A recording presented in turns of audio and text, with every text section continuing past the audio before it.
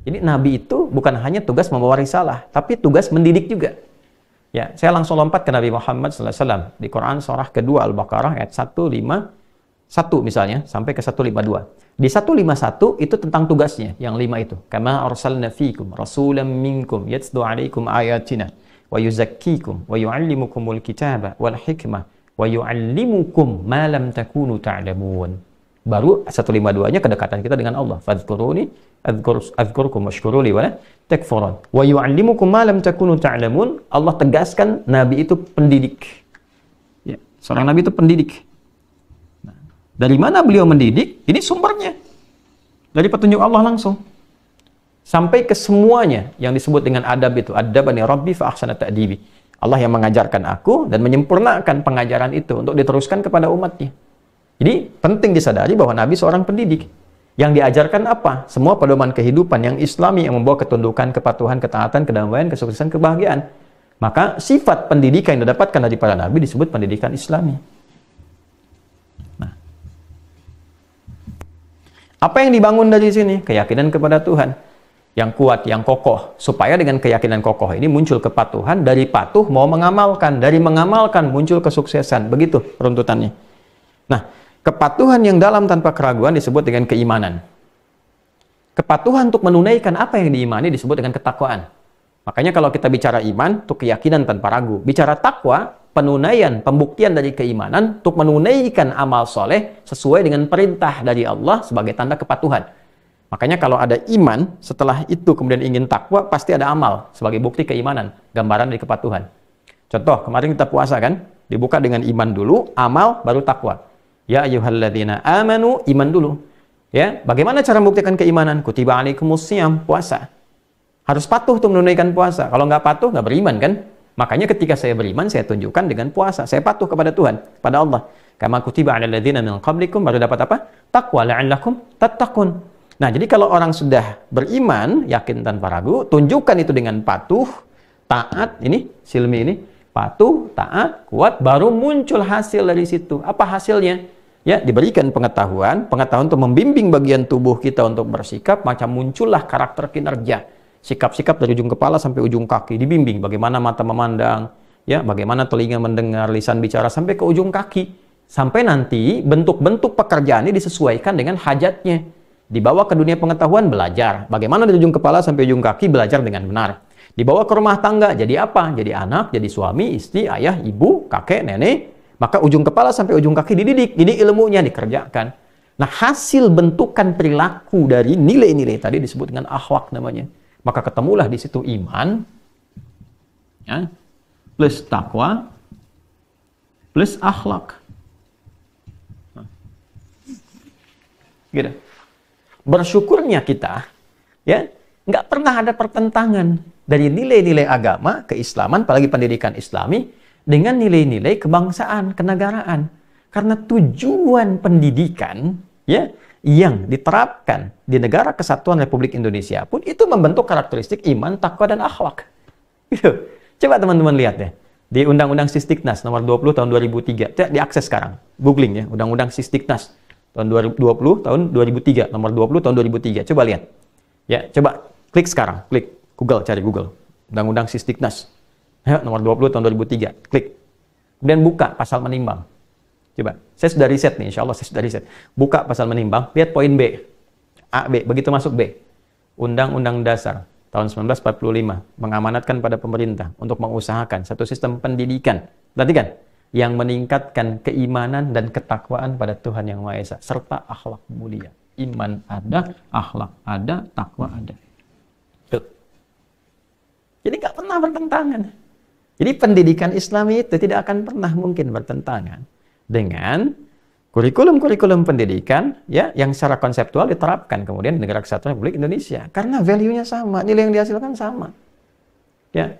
Dan negara ini bukan negara agama, tapi spirit kebangsaan dan kenegaraannya dibangun dengan nilai-nilai agama. Jadi nggak bisa dilepaskan. Di dasar pertamanya aja ketuhanan yang Maha Esa, Pancasila kan? Ya, coba. Pancasila itu kan 5 kan? Satunya apa? Ketuhanan yang Maha Esa. Nanti tafsirnya di Eka, ya, Prasetya Pancakarsa kan? Ya kan? Nanti kamu, Anda, maaf, ini kadang-kadang suka mengajar di kelas. Ya, baik, kita lihat misalnya teman-teman sekalian, maaf, ditarik ke pasal 29 aja, yang paling cepat. Ayat 1, negara berdasar atas ketuhanan yang Maha Esa. Unsur keimanan ketakwaannya, pasal 29 ayat 2, untuk semua masyarakatnya. Negara menjamin kemerdekaan tiap-tiap penduduk untuk memeluk agamanya masing-masing dan beribadah menurut agama dan kepercayaannya itu. Ini nyambung semua. Gitu. Karena kenapa? Yang nyusun dulu itu banyak ulama kita kontribusi, termasuk pendiri bangsa ini juga. Dengan, ya, jadi nggak akan pernah ini bersinggungan dalam konteks bertentangan, nggak akan pernah. Berjalan beriringan sama-sama. Karena tujuannya itu. Dan dibawa kemanapun keimanan itu dibawa. Ya, dibawa. Jadi saya ingin tegaskan bahwa ini bagi umat Islam tidak ada terjemah yang paling baik dari nilai-nilai amanat undang-undang. Jadi undang-undang ini mengamanatkan kepada kita nih. Nah, sebagai Muslim dan sebagai warga negara Indonesia yang baik harus mengamalkan undang-undang ini. Sebagai warga negara mengamalkan ini, ya kan? Nah, sebagai umat Islam dilindungi kita oleh negara dengan pasal 29 ayat 2. Negara melindungi untuk ibadah menurut kepercayaan masing-masing. Kita percaya dengan Islam, ya kan? Sumbernya dari mana? Dari Quran, dari hadis. Jadi ketika kita mempelajari pendidikan keislaman, itu saat yang bersamaan sedang menjadi warga negara yang baik. Muslim yang baik, warga negara yang baik.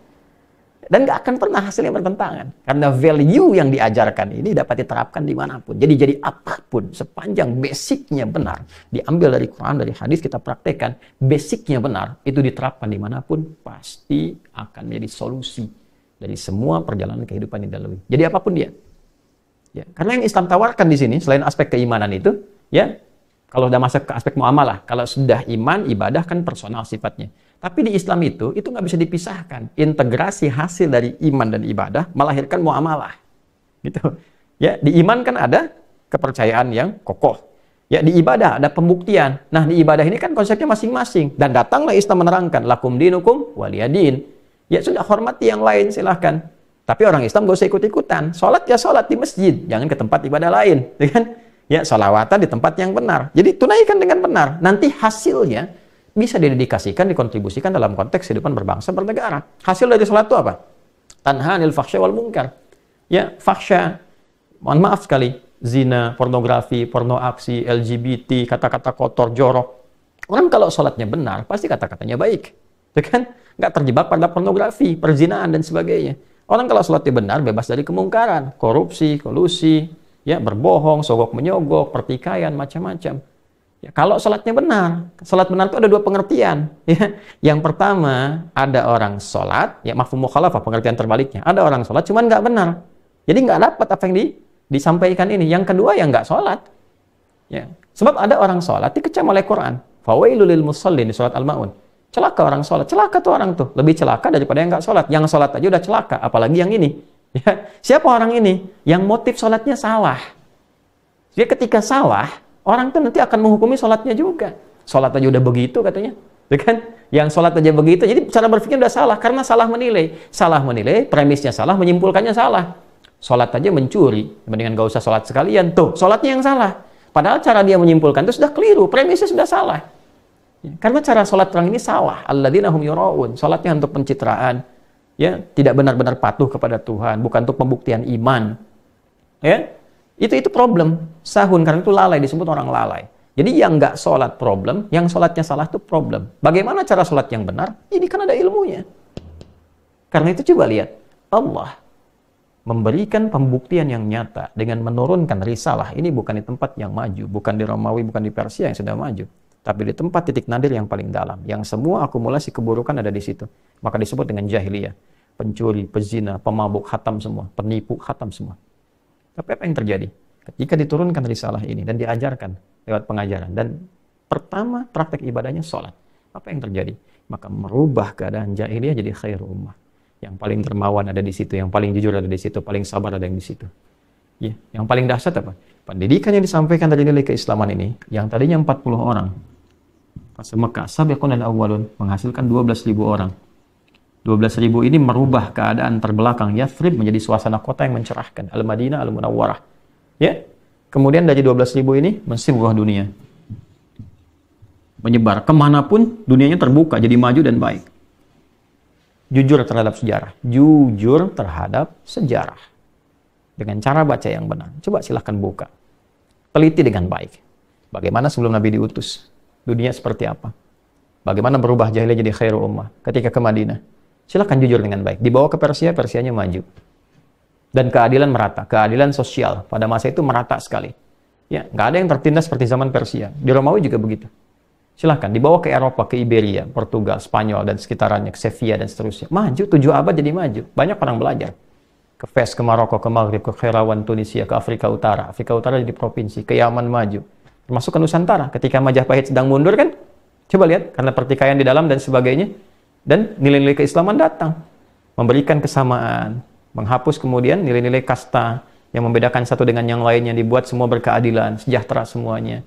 Maka muncullah kemudian kesultanan yang di-backup oleh sunan-sunan, muncul semua, menyatu. Dan mereka kemudian dengan kesadaran tinggi menyatu menjadi negara kesatuan Republik Indonesia. Dulu maju, semuanya maju. Kapan? Saat semua punya kesadaran ini.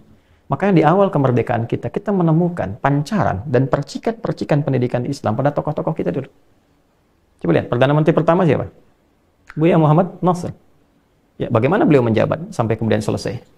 Tidak pernah meninggalkan apapun. Harta tidak ada, cuma bawa sepeda. Isinya berjualan bahkan untuk menyambung hidup. Ya, apa yang dipraktikkan? Kejujuran. Dedikasi yang tinggi, kecintaan kepada bangsa. Itu praktek ini. Kiai Haji Agus Salim, berapa ilmunya? Berapa kepakarannya? Dedikasinya total. Ya, bagaimana membawa diplomasi keluar. Sampai terkenal kan waktu itu di Britania dan seterusnya. Ya, siapa lagi? Coba keluarkan semua tokoh-tokoh zaman dulu. Memberikan yang terbaik untuk bangsanya, untuk negaranya. Karena apa? Karena pendidikan dari agamanya. Ini.